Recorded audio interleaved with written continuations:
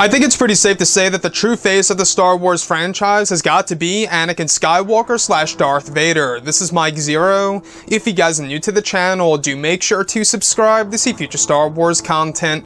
Now, we do know that J.J. Abrams has big plans for this movie and indeed is very ambitious about this story and where he wants to bring an end to the Skywalker saga. Now, these past couple of weeks or so, we've been learning a whole lot more about this film when it comes to some of the set leaks, the set designs, the concept art and storyboard descriptions, etc. Now, a lot of people have been wondering about Hayden Christensen and his involvement in Episode 9 as the character of Anakin Skywalker. A lot of people are very curious about how JJ is going to make this work in some of the sequences for Episode 9 in order to really include a lot of nostalgia and fan service to a lot of Star Wars fans around the world.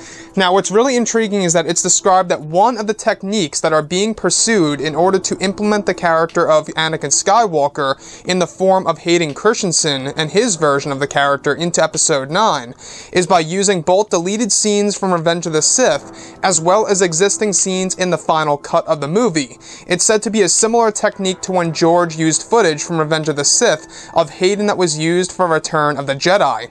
The plan is to cut certain sequences of Hayden from Episode 3 and put into Episode 9. However, this is described to only be for stationary shots of Anakin Skywalker when they will be used in Episode 9. So I really want to go over a couple of parts about this that are really getting me very excited about what's to come our way by JJ, and of course the type of nostalgia and fan service that he will be putting into this movie, and how he's really going to go about doing it. Now, that's not to say that this means and/or confirms that Hayden Christensen will actually not be involved with Episode 9 physically speaking per se, like actually on set.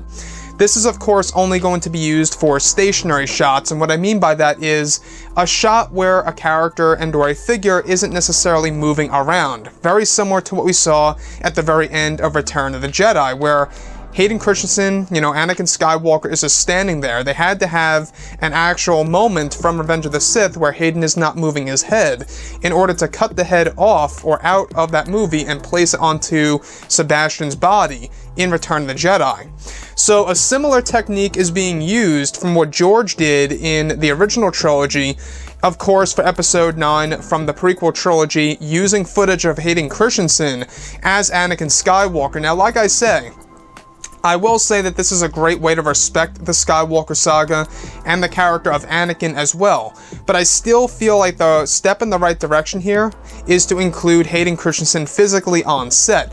Nonetheless, this is exciting news regardless that they are actually looking at Revenge of the Sith and, of course, shots of, Hayden Christensen either in the form of deleted scenes or, of course, using existing footage in the final cut of Episode 3 and using that for sequences in Episode 9.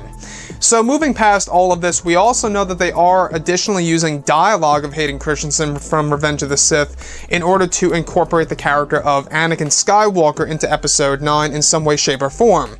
So JJ, you can tell he does have a lot of big plans. He is very ambitious. He really wants to wrap up the entire Skywalker saga and really just wants to go out with a bang, right? I think that if you look at Episode 9, it really is the last chance to ever implement the character of Anakin again. Any other movie after this, there's no chance that we would ever see Anakin Skywalker reappear. It's just impossible. Because, number one, they're focusing on the new Star Wars trilogy, and also Rian Johnson's trilogy aside from that trilogy, and they're also going to be doing a lot of standalone films that are going to be based off of those trilogies as well as the, of course, originals and, of course, the sequels. So they're going to be doing a lot of different things in order to expand the Star Wars franchise and slowly shift away from anything related to the original trilogy and the prequels. So with that being said, I think that this is a golden opportunity for J.J. Abrams to take advantage of all of this, to take advantage of the footage from Revenge of the Sith and, shots of Hayden Christensen being inserted into Episode 9, very similar to what they did with Return of the Jedi, like I say.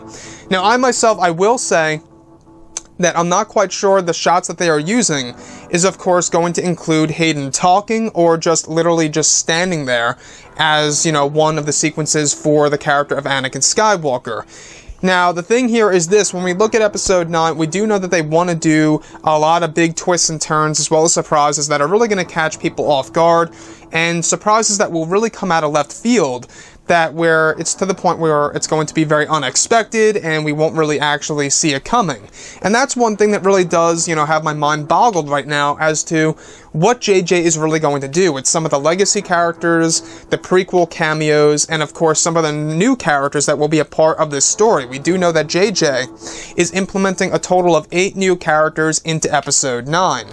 Anyways, guys, drop a comment below. Let me know what you think about all of this in the comments. And if you guys did enjoy the content for today, do make sure to drop a thumbs up on this video to support the channel. I thank you all so very much for the kind support, and I'll catch you guys next time.